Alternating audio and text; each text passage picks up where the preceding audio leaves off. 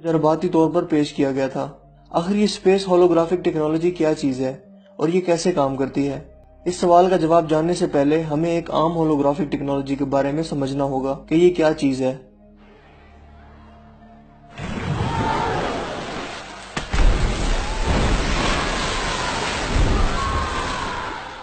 दोस्तों, लफ्ज होलोग्राफिक यूनानी जबान के लफ्ज होलोग्रामा से निकला है, जिसका मायने है दूर से आता हुआ पैगाम। दोस्तों, होलोग्राफिक टेक्नोलॉजी का मुजाहरा एक बंद कमरे में किया जाता है और इसे तैयार करने के लिए सबसे पहले इसकी 3D ग्राफिक तैयार की जाती है, जिसे ग्रीन स्क्रीन के जरिए एडिट किया जाता है और उसके बाद तैयार शुदा वीडियोस को 4 मुख्तलिफ लेजर प्रोजेक्टर में दाखिल किया जाता है, जो एक वक्त में मिलकर एक नुक्ता की तरफ अपने अंदर मौजूद तस्वीर को दाखिल करते हैं, जिससे तस्वीर इस नुक्ता पर आकर मुकम्मल हो जाती है और ऐसा हकीकी मंजर पैदा होता है कि जैसे जो कुछ हम देख रहे हैं वो सब हकीकत है। ऐसा लगता है कि कोई जिस्म बमा अपने वजूद हकीकत में सामने मौजूद हो।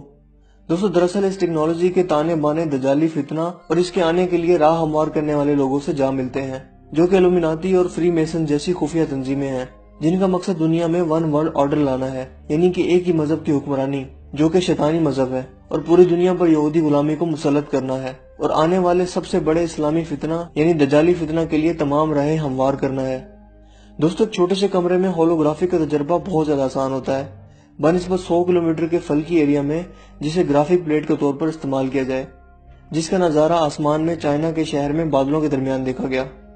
दोस्तों, हकीकत यह है कि अमरीकी, कैनेडियन और इसराइली हुकूमत ने बाहमी ताउन से स्काईग्राफी के लिए लेजर सैटेलाइट तैयार की हैं और इन्हें पहले छोटे लेवल पर तजर्बात के जरिए आजमाया गया और फिर होलोग्राफिक लेजर सैटेलाइट तैयार किए गए, जो खला से मुख्तलिफ जावियों से होलोग्राफिक टेक्नोलॉजी की लहरें जमीन पर भेजते हैं। ये सैटेलाइट जमीन से 60 मील की ऊंचाई पर होती हैं, जो खला के एक मखसूस हिस्से में, जहां इनको दिखाना मकसूद हो, एक ऐसी हकीकी मंजर पेश करती हैं कि जैसे वो हकीकत में सामने मौजूद हो। इस मंजर को दिखाने से पहले खला में सोडियम की एक तह बिछाई जाती है, जो कि बुलंदी से आती हुई होलोग्राफिक लहरों को ग्राफिक सीन में बदल देती है, बिल्कुल ऐसे ही जैसे डिश एंटीना के सिग्नल को टीवी स्क्रीन में बदला जाता है।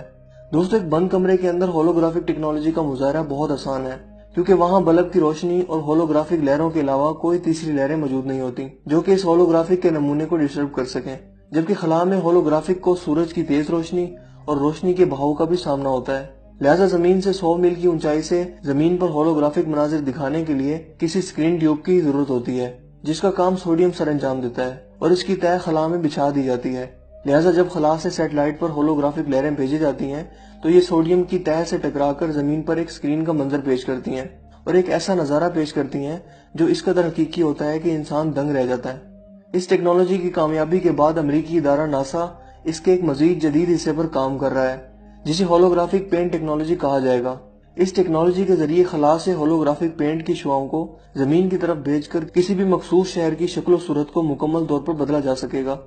मसलन हम देखेंगे कि जहाँ पहले एक खूबसूरत शहर आबाद था, वो स्याह और आतिशज़दा हो चुका है। आसमान पर अजीबोगरीब शक्लें और कीड़े मकोड़े तैर रहे हैं। फिजा भी तब्दील हो रही है। वहाँ मौजूद नदियाँ नाले, जहाँ से पहले ठंडा और शफाफ पानी दिखाई देता था, वहाँ अब खोलते हुए नदी नाले और उठते हुए आग के बुलबुले नजर आ रहे हैं, जबकि हकीकत में वो नहर ठंडा पानी होगी, जिसे होलोग्राफिक पेंट के जरिए आग में बदला हुआ दिखाया जाएगा। मगर दर हकीकत वो पानी ही होगा, मगर हमारी नजर का धोखा होगा। ये हमारी नजर का धोखा ही होगा जो कि ठंडे और साफ पानी को आग की नदी और आग का लावा दिखाएगा। दोस्तों, यहाँ हमें नबी करीम सल्लल्लाहु अलैहि वसल्लम की वो मुबारक हदीस मद्देनजर रखनी चाहिए जिसमें हजरत हुज़ैफा से रिवायत है कि हजूर अकरम सल्लल्लाहु अलैहि वसल्लम ने फरमाया कि मुझे दज्जाल से भी ज्यादा इस बात का इल्म है कि इसके साथ क्या क्या चीजें होंगी। आपने फरमाया इसके साथ 2 नहरें जारी होंगी, इसमें एक सफेद पानी की जबकि दूसरी भड़कती हुई आग की होगी। अगर कोई शख्स वो जमाना पाए तो इसे चाहिए कि वो इस भड़कती हुई आग वाली नहर में गोता लगा दे और इससे पिए, क्योंकि वो ठंडा पानी होगा। दोस्तों, इस हदीस मुबारक के बाद वाज़ेह हो जाता है कि ये वही दौर है और वही टेक्नोलॉजी है जिसके बारे में हजूर अकरम सल्लल्लाहु अलैहि वसल्लम ने वाज़ेह तौर पर 2 नहरों का जिक्र करके फरमाया कि दज्जाल के पास 2 नहरें होंगी, एक साफ पानी की और एक खोलती हुई आग की। अगर तुम इन 2 नहरों को पाओ तो आग वाली नहर में गोता लगाना, क्योंकि वही ठंडा पानी होगा। दोस्तों, ये वही टेक्नोलॉजी है जिसके जरिए दज्जाल एक शहर की फिजा को खूबसूरत और जन्नत नुमा खूबसूरत बनाकर दिखाएगा और एक खूबसूरत शहर को आग के जहन्नुम नुमा पेश करेगा, जो कि यकीनन सब नजर का धोखा होगा। और ये सब इसी स्पेस होलोग्राफिक 7D टेक्नोलॉजी के जरिए मुमकिन होगा। दोस्तों, लफ्ज कॉन्स्पिरेसी आपने जरूर सुना होगा, जिसका मतलब होता है साजिश। इसी तरह कॉन्स्पिरेसी थ्योरिस्ट को उर्दू में साजिश का अंदाजा लगाने वाला कह सकते हैं। 1996 میں ایک کانسپیرسی تھیورسٹ کینیڈین صحافی سرج موناس نے انکشاف کیا کہ امریکی خلائی ادارہ ناسا کچھ خفیہ طاقتوں کے ساتھ مل کر ایک مشن پر کام کر رہا ہے جس کا مقصد دنیا کے لوگوں کو بیوقوف بنانا اور عالمی حکومت قائم کرنا ہے۔ اس سے انکار کرنے والے لوگوں کو نفسیاتی طور پر تباہ کر دیا جائے گا اور ان کو طرح طرح کے مسائل میں گھیر دیا جائے گا جو کہ بظاہر قدرتی ہوں گے مگر در حقیقت وہ ان شیطان کے پیروکاروں کی طرف سے ہوں گے جو کہ اس ون ورلڈ آرڈر کے پیروکار ہیں۔ دوستو سرچ منافس کے مطابق اس پروجیکٹ کا نام پروجیکٹ بلو بیم ہے جو کہ مختلف مراحل میں مکمل ہوگا اور اس پروجیکٹ کے 4 مراحل ہیں۔ ان سب چیزوں کو ایکسپوز کرنے پر سرچ منافس کو شدید ذہنی اذیت دی گئی اور اسے مروا دیا گیا جبکہ اس کی موت کو ہارٹ اٹیک بتایا گیا۔ دوستو پہلے مرحلے میں دنیا سے کرنسی ختم کر کے ڈیجیٹل کرنسی کو فروغ دیا جائے گا، یعنی آپ کی دولت آپ کے ہاتھ میں نہیں رہے گی، لہٰذا آپ کے پاس چاہے جتنی بھی دولت ہو اسے ہیک کر کے آپ کو منٹوں میں غریب بنا دیا جائے گا اور اپنے معاشرے کے لیے ناکارہ کر کے اپنے معاشرے کا حصہ بنایا جائے گا جو کہ آج یقیناً مکمل ہو چکا ہے کیونکہ نوٹس کا اور کرنسی کا وجود مکمل طور پر ختم ہوتا جا رہا ہے جس کی جگہ ڈیبٹ کارڈ اور کریڈٹ کارڈ نے لے لی ہے اور اس کا مظاہرہ ہم آج کے دور میں عملی طور پر بھی دیکھتے ہیں۔ دوستو اس پروجیکٹ کے دوسرے مرحلے میں مذہبی شدت پسندی کو فروغ دیا جائے گا اور خانہ جنگیں کروا کر کمزور ممالک کی حکومتوں کو توڑ دیا جائے گا اور لوگوں کو مذہب سے بیزار کرنا ان کا مقصد ہوگا جو کہ ہم دیکھتے ہیں کہ مکمل ہو چکا ہے کیونکہ ہم دیکھتے ہیں کہ تخریب کار عناصر جگہ جگہ جنم لے چکے ہیں اور اسلامی حکومتوں پر کفار کے حمایت یافتہ حکمران براجمان ہیں اور ان خفیہ عناصر کی سرپرستی کر رہے ہیں۔ دوستو تیسرے مرحلے میں دنیا میں پراسرار سنسنی اور افواہیں پھیلائی جائیں گی کہ کوئی خلائی مخلوق حملہ آور ہو سکتی ہے۔ یوں سنسنی پھیلا کر لوگوں کو نفسیاتی خوف میں مبتلا کیا جائے گا اور انہیں اس طرح سے اپنی نئی گورنمنٹ میں شامل کروایا جائے گا جسے وہ یقیناً فوری طور پر ایکسپٹ کر لیں گے۔ اور دوستو آخری مرحلے میں اسپیس شو یا اسکائی گرافی کے مظاہرے دکھائے جائیں گے جو کہ اسی ہولوگرافک ٹیکنالوجی کی مدد سے ممکن ہوگا جس کا ذکر ہم نے اوپر کیا ہے۔ اس مرحلے کے بھی 2 اہم مراحل ہوں گے جس میں پہلے مرحلے میں اس پیشن گوئی کو سچ کیا جائے گا جو ہر مذہب نے آخری زمانے کے متعلق ان کے پیروکاروں کو دی ہیں، یعنی کہ عیسیٰ علیہ السلام کی آمد، عیسائیوں کے مطابق یسوع مسیح اور ہندوؤں کے مطابق آخری اوتار جو کہ آخری زمانے میں آسمان سے اتریں گے۔ دوستو پوری دنیا میں اس آخری مرحلے تک ایسے حالات پیدا کر دیے جائیں گے جس کا ذکر حضرت عیسیٰ علیہ السلام کی آمد سے قبل کیا گیا تھا،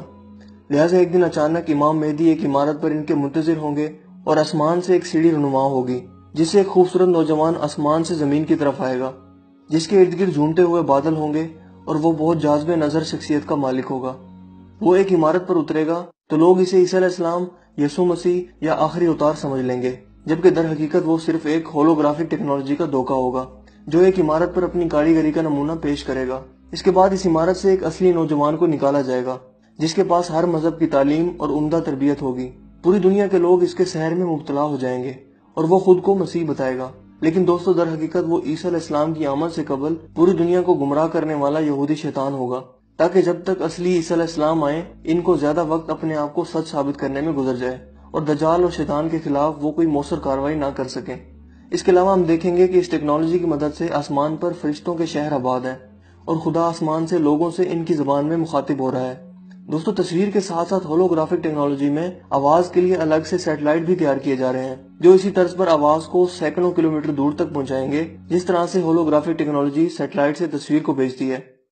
دوستو اب آپ خود اندازہ لگائیں کہ دین حق پر قائم رہنے والے لوگوں کو دنیا میں جہنم دکھائی جائے گی، انہیں نفسیاتی طور پر ٹارچر کیا جائے گا، جبکہ نیو ورلڈ آرڈر کے ماننے والوں کو دلکش فضائیں اور نظر کو دھوکہ دینے والی ہولوگرافک ٹیکنالوجی سے فرشتے اور خدا انہیں سلام کریں گے۔ تو کتنے لوگ اس فتنہ کے دور میں اپنے ایمان پر قائم رہ پائیں گے؟ لوگوں کو اندازہ بھی نہیں ہوگا کہ ان کے ساتھ اور ان کے مذہب کے ساتھ کیا کھیل کھیلا جا رہا ہے۔ دوستو حقیقت یہ بھی ہے کہ دنیا کے زیادہ تر لوگ پسماندہ ذہن ہو چکے ہیں کیونکہ لوگ کسی واقعے کے رونما ہونے پر ریسرچ کرنے کے بجائے اسے فوراً اپنا عقیدہ بنا لیتے ہیں، لہٰذا جب اس اسپیس ہولوگرافک فتنے کا آغاز ہوگا تو لوگ جوک در جوک اس کا شکار ہوں گے۔ اس سب کو ممکن بنانے والے نیو ورلڈ آرڈر کے رہنما جن کا ماضی فرعون سے ملتا تھا اور حال دجال سے ملے گا، اور یہ وہی سب کچھ کر رہے ہیں جو دجال کی حکومت میں ہوگا۔